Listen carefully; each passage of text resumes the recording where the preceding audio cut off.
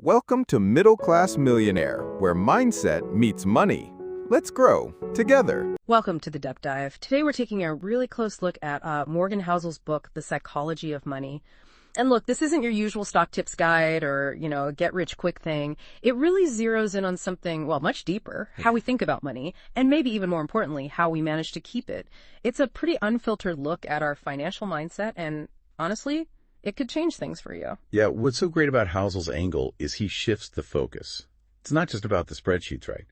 It's about our behavior, our habits, our emotions, really. Things we often ignore when talking finance.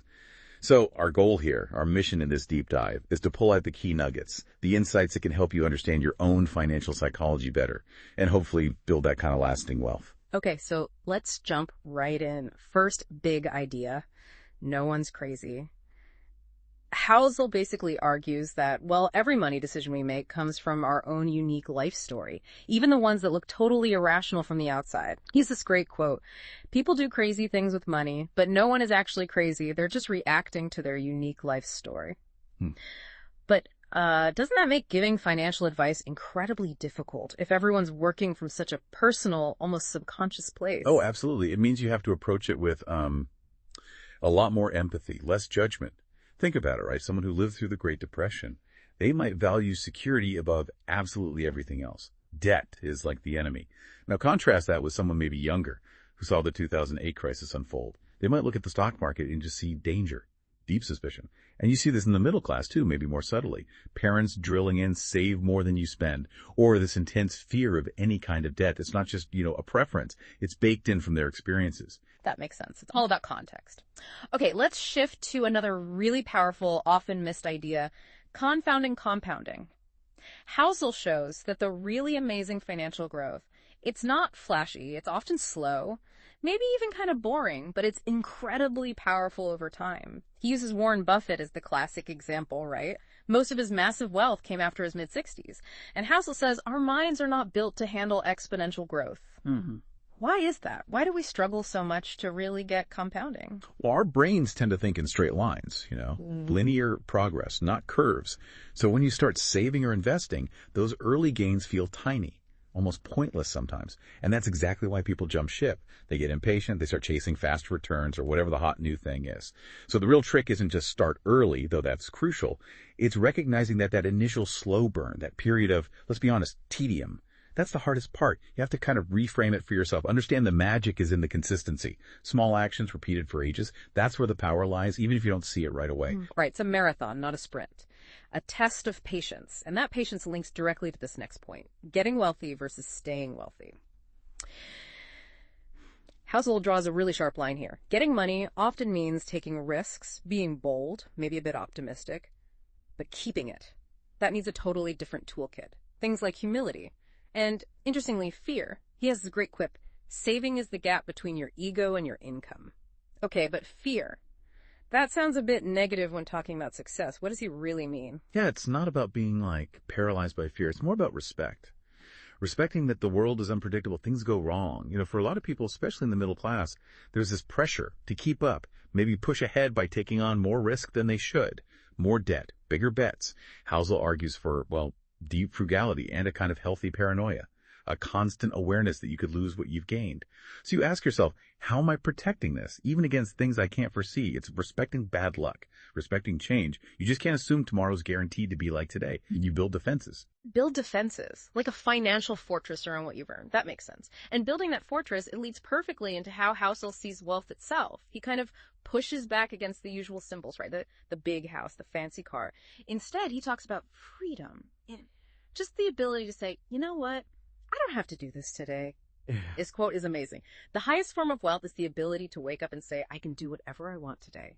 That's a massive perspective shift, isn't it? Especially with all the career and social pressures we feel. It's a huge shift, and it ties right into his man in the car paradox.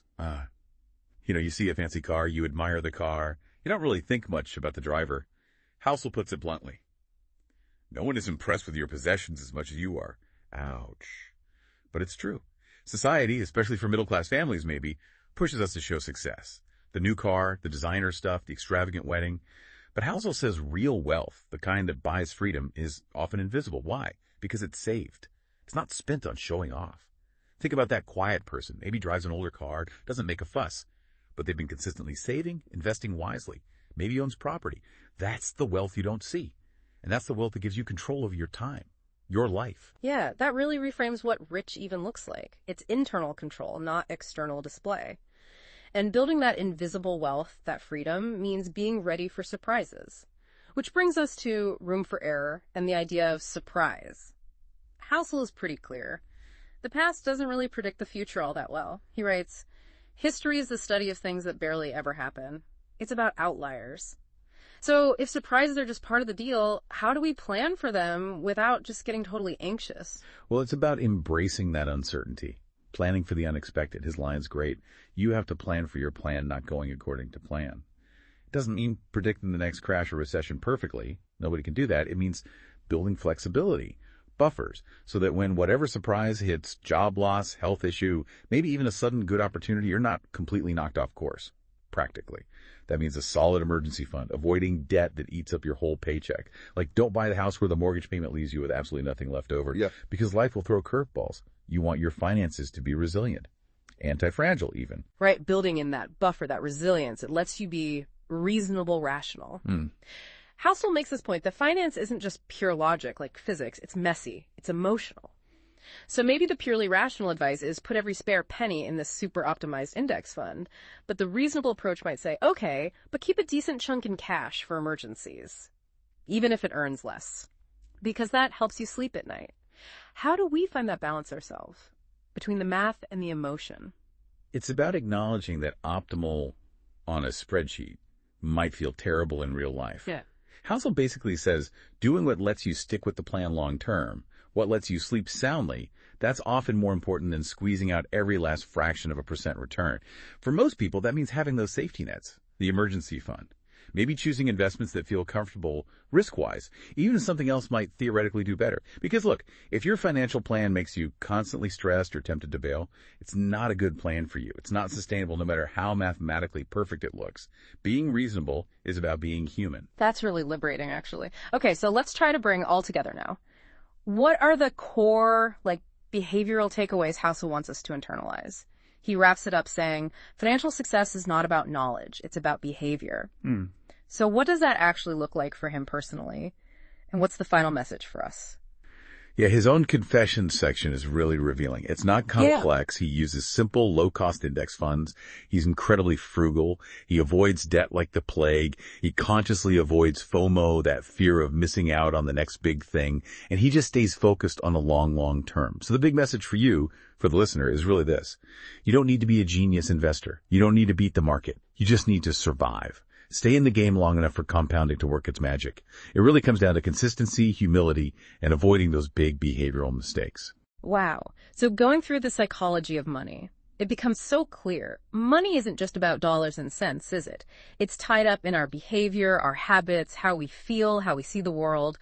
And the really good news, I think, is you don't need to be wealthy already to start thinking this way. Exactly. Once you start to really understand your own psychology, your own money story, you can begin to build a path towards wealth that feels right for you, one that's maybe quieter, more peaceful, definitely more personal. Which leaves us with a final thought, maybe a question for you to mull over. If true wealth is really about control over your time, about freedom, what's just one small change in your behavior, something you could start today to begin reclaiming a bit more of that control? Thanks for tuning in to Middle Class Millionaire. Subscribe now and keep building your wealth, one thought at a time.